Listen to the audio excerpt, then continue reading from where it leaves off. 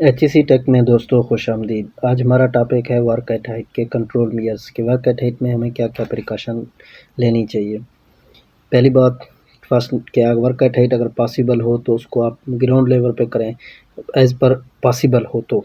अगर पॉसिबल नहीं है तो आपने वर्क एट हाइट पे काम करने से पहले आपने क्या करना है, आपने रिस्क असेसमेंट करनी है प्रॉपरली कि आप अंचुनी फॉल हैज़र्ड्स को प्रिवेंट करें, कोई भी इंसिडेंट को।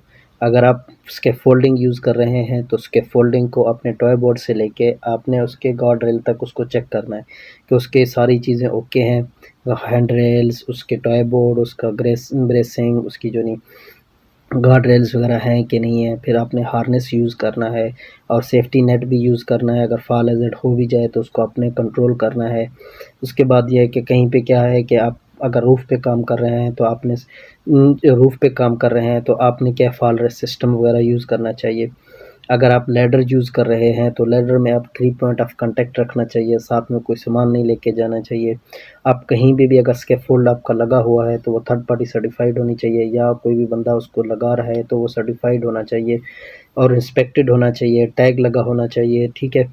उसके बाद अगर पॉसिबल हो तो ज़्यादा से ज़्यादा काम आप ग्राउंड लेवल पे करें। आपने स्कैफोल्ड को सही से इंस्पेक्ट करना है, उसकी तमाम चीज़ों को। अगर कोई आप मैकेनिकल का इक्विपमेंट वगैरह यूज़ कर रहे हैं तो जो बंदा उसको ऑपरेट कर रहा है उसके पास थर्ड पार्टी सर्टिफिकेशन होनी चाहिए, ट्रेनिंग सर्टिफिकेशन होनी चाहिए, ठीक है।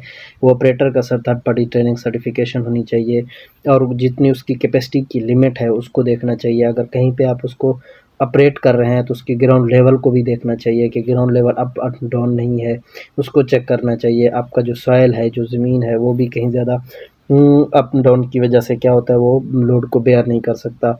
ये सारी चीज़ें आपने उसको चेक करना है। उसके बाद आपने क्या करना है कि कोई भी काम हो, आप वर्क एट हाइट पे काम कर रहे हैं, आपने जो पावर लाइन है, ओवरहेड पावर लाइन्स को देखना चाहिए कि वो 4 मीटर से डिस्टेंस से दूर होना चाहिए। और दूसरी बात है कि ये जो मोबाइल आप स्कैफोल्डिंग यूज़ करते हैं तो वो क्या करते हैं, बंदे ऊपर होते हैं तो उसी को वो मूव कराते हुए आगे लेके जा रहे होते हैं, वो कभी ऊपर नहीं देखते तो कहीं पे उसको चेक करना चाहिए। जब आप मटेरियल्स के लिए आप मटेरियल्स रखते हैं ऊपर तो आपके पास टॉय बोर्ड होना चाहिए। आपका जो टॉय बोर्ड लगा होना चाहिए ताकि मटेरियल्स फॉल ना करे। और उसके बाद जो नहीं आप कोई भी कोई भी मटेरियल्स वगैरह यूज़ कर रहे हैं तो वो भी इंस्पेक्टेड होनी चाहिए। आपने विंड या हवा की जो वो ताकत है उसको भी देखना चाहिए कि उतनी स्पीड कितनी है, 20 नॉट से ज़्यादा ऊपर नहीं होनी चाहिए। ये आपने सारी चीज़ें अब वर्क एट हाइट पे आपने देखने हैं, कोई भी चीज़ ओवरलोडेड भी ना हो। ये सारी आपने क्या वर्क एट हाइट की आपने प्रिकॉशन है जो आपने इम्प्लीमेंट करनी है ऑन दी साइड। आपने फिर उसके बाद सेफ्टी शूज़, सेफ्टी ग्लोव्स, ये पीपीज़ वगैरह यूज़ करनी चाहिए।